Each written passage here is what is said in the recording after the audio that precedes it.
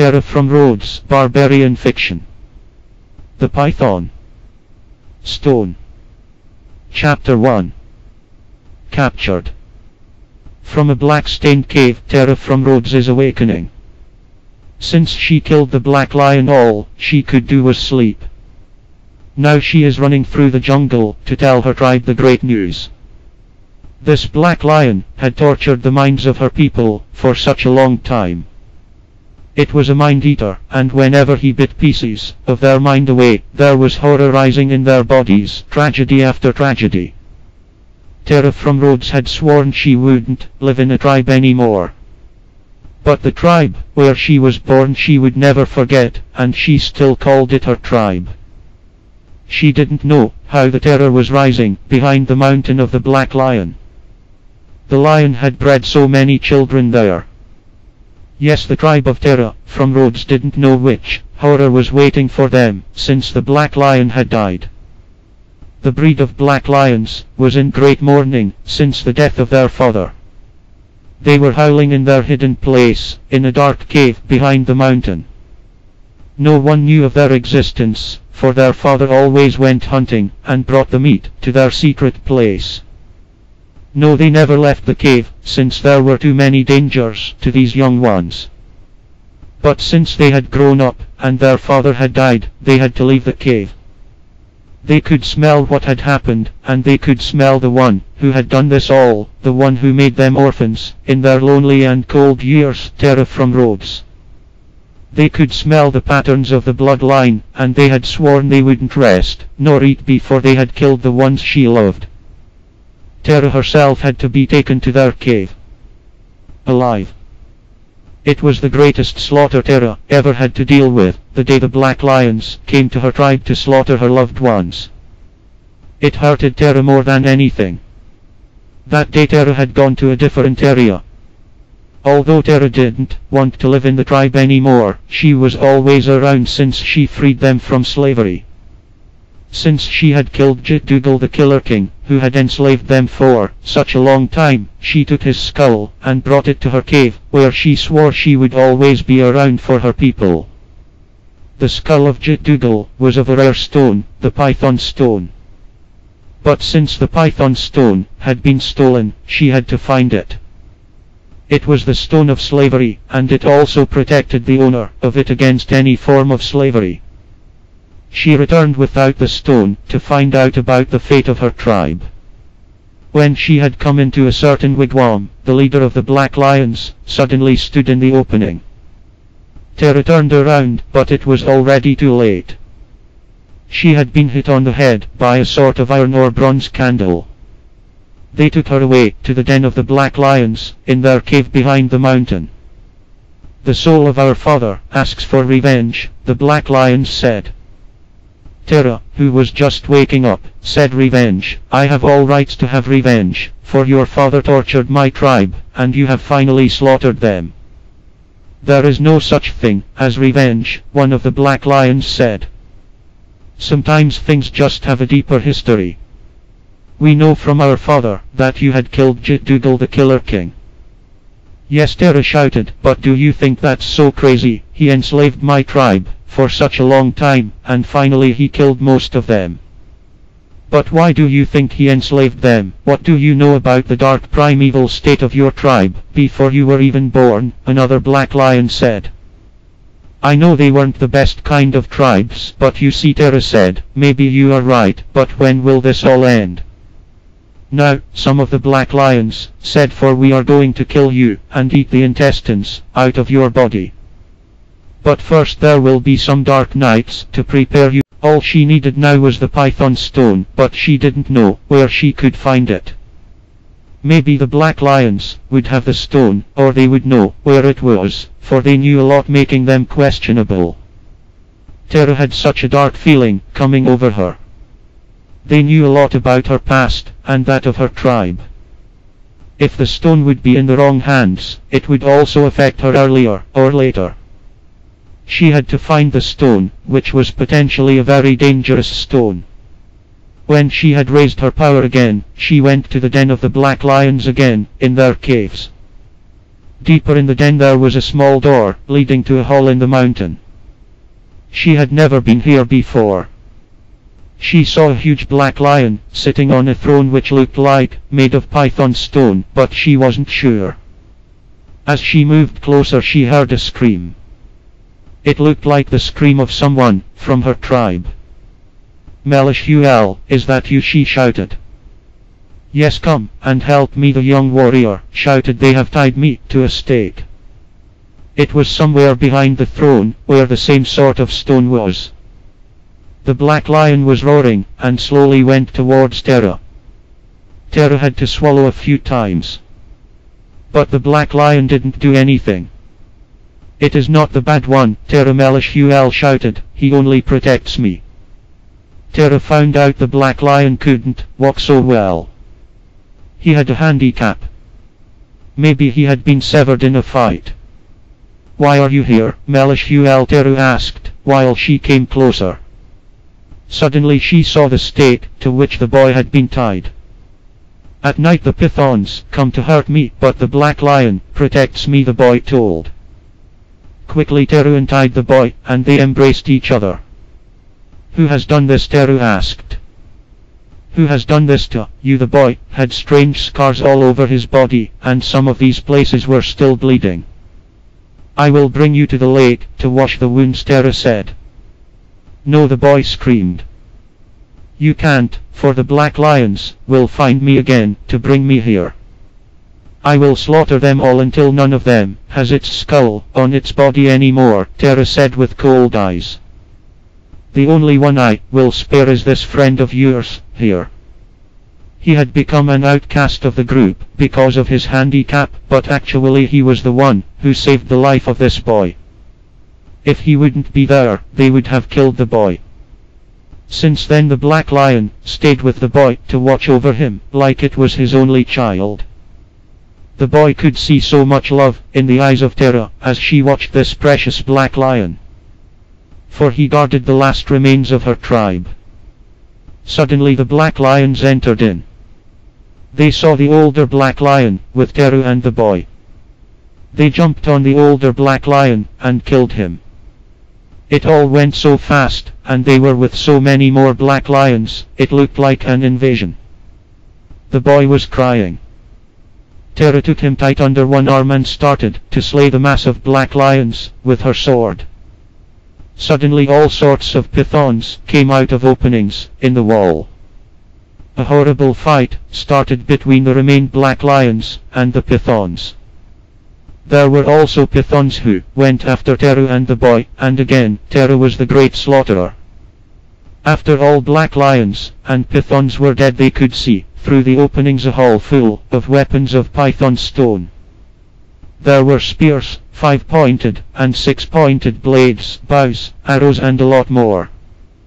The boy said these weapons were called bone breakers. They could easily crash any sort of bones and skeletons. That the older black lion had told him. So they crept through the openings in the wall and came in the other hall. There were also a lot of small hills of python stone. But all of a sudden giant spiders and one giant python were coming out of a den. The boy grasped some weapons and started to fight, and also Terra grasped some weapons. She killed. When they finally came in Python City, a warmth was gliding into their souls, very mysterious. It was a warm day in Python City. Most of them were on the beach, at the sea. Terra asked the boy if he knew anything else about where the skull could be. The boy said they talked about a certain shop. Yes, Terra said, but do you also know what kind of shop? But that the boy couldn't remember. He thought a comic shop.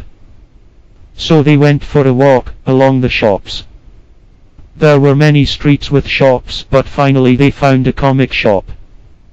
The boss of the comic shop looked very angry. He also looked like he had drunk too much. "What do you want?" the man asked. Terra asked him if he knew anything about a skull. Then the man told that his wife believed in black magic, and that she had bought the skull once to capture the soul of her enemy. The man said he didn't believe in it. "Can we speak to your wife?" Teru asked. "Yes," the man said, "tonight, for she's now at the beach." In the evening Teru and the boy returned to the shop, after they had taken dinner somewhere. When the woman finally got home, she started to laugh when she heard about the story. "Don't listen to him," she said. "He's always drunk." But Teru knew something wasn't right. It was like she remembered the face of this woman, and it wasn't right. Then suddenly she knew it. It was a slave girl, who once worked for Dougal the Killer King. Of course she knew of the powers of the skull. A while later the man came downstairs, with the skull in his hands. The woman started to curse. But later she explained everything, and Teru seemed to be right. Teru knew how dangerous the skull could be, and didn't trust the woman with it. "Since I killed Dougal and set you all free, I had to take care of the skull, but once it was stolen," Teru said. She asked the woman how she got the skull. She said she had bought it from some men called the Black Lions. Then Teru knew enough. Of course the Black Lions could shapeshift into humans to do such things. "How much did you pay for it?" Teru asked. 60 tin rings, the woman said. "That was a lot of money." "I will give you 70 tin rings for it, but I have to get it back," Teru said. The woman said that that was a good deal. The woman said that they could also spend the night in her house located above the comic shop. Teru and the boy were very tired. But in the middle of the night, the woman came to the room where Teru was sleeping. She had a knife, and was ready to kill Teru so that she could keep the python skull. But Teru heard her coming, and had also a knife under her blanket. She acted like she was still sleeping, and when the woman was near to her bed already, and when she almost could feel her breath in her neck, she suddenly turned around, and pierced the knife into the heart of the woman. She took the skull and the boy with her, and then they left Python City in the middle of the night. Now they would go to Teru's cave, where she had a lot of hidden dens. But on their way, the boy asked if he could stay with a tribe he knew very well. Teru agreed immediately. When Teru returned to her cave, there was a strange man in her cave. The man looked a bit confused, and apologized immediately. "I'm sorry, but I just escaped from an arena, and I had to hide myself," he said. He explained from which tribe he was and what had happened to him. Teru understood, and told him that he could stay as long as he didn't make any troubles.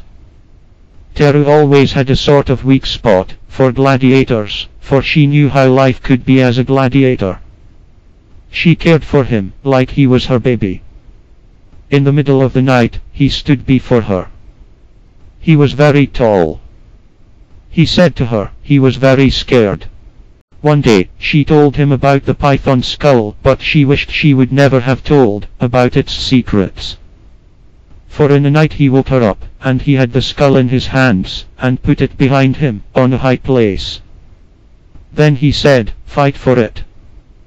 The skull was taking all her strength away, and she felt like it was enslaving her. She was almost completely in the power of this man, and if the man wouldn't be of good heart, he could have destroyed her heart. She now knew she couldn't feel safe anymore in her own cave, since the man challenged her like this. It was like he took away the most dear thing of her heart, although he didn't destroy her heart. This was the moment her hate against men had been stirred up more than ever. Never ever again would she give her heart like she did. She got her skull back, but she lost something of her heart, and she couldn't get it back. One night, she decided to leave her cave for a while. But when she returned, she found out that the man had committed suicide. Maybe he knew that he had gone too far. She had mixed feelings about his death. But as time went on, his soul started to return to her. And as she accepted him in her cave again, he started to become of flesh and blood more and more. And that could happen because of the python skull. He told her that he had been to the underworlds of Mars, to Tartarus, where his soul had been captured, between the squeezing moving walls of everlasting damnation. Here his soul got dense again. He said that in the place, where he was everything, would be turned into python stone. He also told her about his true reason, why he had committed suicide. And they became lovers, for the second time. But as this strange resurrection went on, Tara more and more found out about what was going on. He only returned to her to seek for revenge. But he wasn't himself anymore, so Tara thought he had been sent back to her by someone, for some reason. When Tara had slain him in a fight, she wanted to find out about his second coming. So she decided to go to the moving walls of Tartarus, a dangerous realm below the death realms of Mars. She knew exactly which rivers to take in the death realms of Mars, and finally after a long journey, she reached Tartarus. When she got to the moving walls area, she met Drinbird, a pirate captain. She asked him about his friend, but Drinbird didn't want to tell anything. Finally she got into a fight against him. They both had two-bladed swords called double-edikers. Finally Drinbird gave her access in the deeper realms of the moving walls. Before he gave in, they had a fight of 2 days. No one would understand the horror Tara saw there. It was here Tara really learned to fight. It was here she met Diabrilis the puppet master. The souls of the damned, who got slammed between the walls, gained so much density at times, that they could form a threat against the ruling classes of Tartarus. Diabrilis was often their last hope, for he captured the densest souls from between the walls to enslave them in puppets. Tara had still no idea how her friend could escape a place like this. Tara had to pay Diabrilis a big deal of tinnerings before she could enter his realms. He was such a great puppet master because he knew the art of soul slaying. His slaughtery was made of all sorts of rare python stone. The hunting fields behind the realms of Diabrilis the puppet maker were the last areas of this strange fair ground. The souls had become flesh and blood here, but now they had to survive on their journeys across the hunting fields. Here the darkest Indian hunters lived, and the darkest Indian tribes. All they wanted was to eat meat, and that was also what a strange billboard said somewhere in the dark pubs of this area: eat meat. Tara didn't know. In the pub where she sat there was a fat barkeeper doing the dishes, and there were sitting a few naked Indian women at the bar. They listened to some music, had some talks, and a few drinks. They looked a bit strange at Tara, but further they were friendly, and Tara didn't have the impulse to grasp her sword. The feathers of the Indian hunter women were very shiny, and Tara was looking at these ornaments for a long time. Suddenly a cowboy entered in. Tara could see that he was an escaped soul still in his process of growing dense. Tara had the feeling the cowboy didn't know where he was. Maybe he thought he had already reached the finish. The Indian women started to whisper to each other, and Tara knew about what they were going to do. The cowboy walked like the whole pub was his, like he was the greatest hero of all times, for he had survived everlasting damnation, the moving walls of Tartarus and the soul slaughteries of Diabrilis the puppet maker. He ordered a couple of beers. Tara supposed he did that because he seemed like he never drank alone. Everyone got a glass of beer, even the barkeeper, on costs of the cowboy. Tara saw his good heart, and was worried about him. Then one of the Indian hunter women stood up and asked, "Shall we go outside?" The cowboy was confused. "Are you talking to me?" "Yes," he said, still a bit confused, not knowing what was going on. He stood up and wanted to walk outside the pub, but in a flash Tara could see how the Indian woman was about to grasp her knife. Before they could take any other step, Tara jumped from her seat to the woman and kicked the knife out of her hands. But quickly the other Indian woman took her spear and wanted to pierce the cowboy.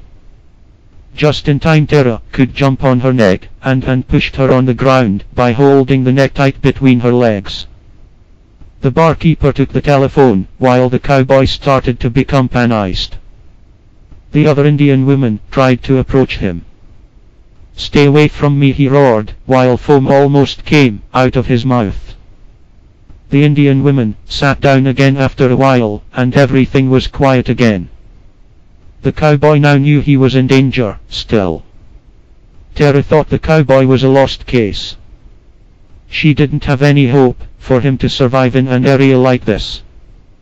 Soon she found out how the Indian women had turned him into living meat on a stake. But for Tara there wasn't any way to prevent it. Very often she saw those sorts of men having their skins ripped off and shivering on a piercing stake, while Indian women danced around their hopeless souls. They were still the souls of the damned. She wondered how her friend could escape all this. On these fields demons and skeleton gods were sitting on their high horses, causing the doom of everlasting damnation to full extents. Most of the times these skeleton gods were dressed in garments, causing the horrors of Indian sorcery all over the place.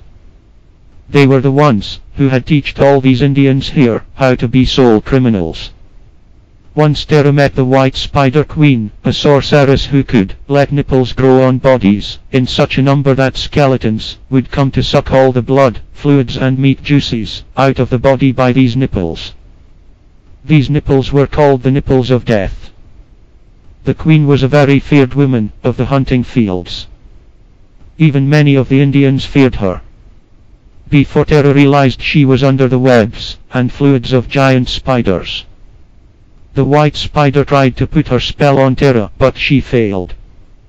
They had a fight of several months, which Tara finally won. This was how she could finally escape the horror surrounding the moving walls of Tartarus. She still didn't find an answer to the questions she had about the one she once loved. Not many would believe her, and this attitude she didn't need only for a day, but for the rest of eternity.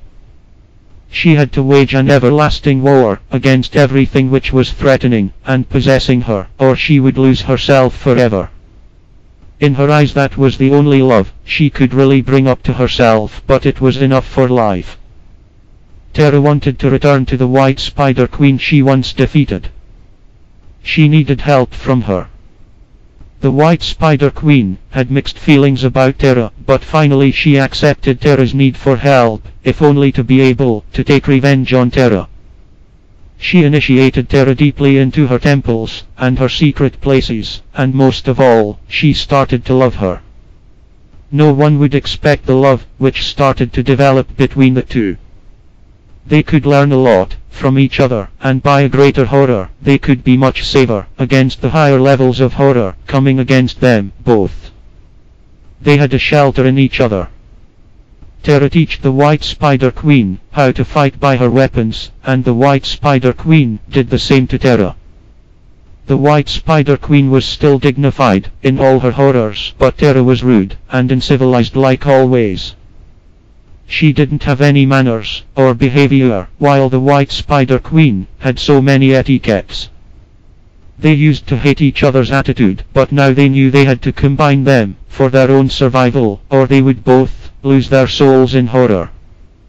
The horror was hunting and growing outside, and the White Spider Queen knew that her days were counted when she wouldn't integrate with Tara. They were both parts of the same puzzle, and the same weapon, necessary to win in the everlasting war. The White Spider Queen was always so gracious, that Tara, although she more and more desired this jewel, sometimes just wanted to cut her skull off to decorate her weapons with it. But they knew they needed each other, and they developed an intimate and tender love relationship. The White Spider Queen developed Tara's lust for poetic utterances, and Tara developed the White Spider Queen's lust for stories. One day the White Spider Queen showed Tara a white spider stone. It was the stone of blood and lust. By this stone spiders wove their threads. These threads were nothing but slices of slain and damned blood of death. It also developed the slimy airs of spiders necessary to breathe in these higher levels of horror. The stone was also called Bloodslayer as well, especially when weapons were made of the stone. In Hall the White Spider Queen showed the delicate weapons made of such stone, and these weapons were called the Bloodslayers.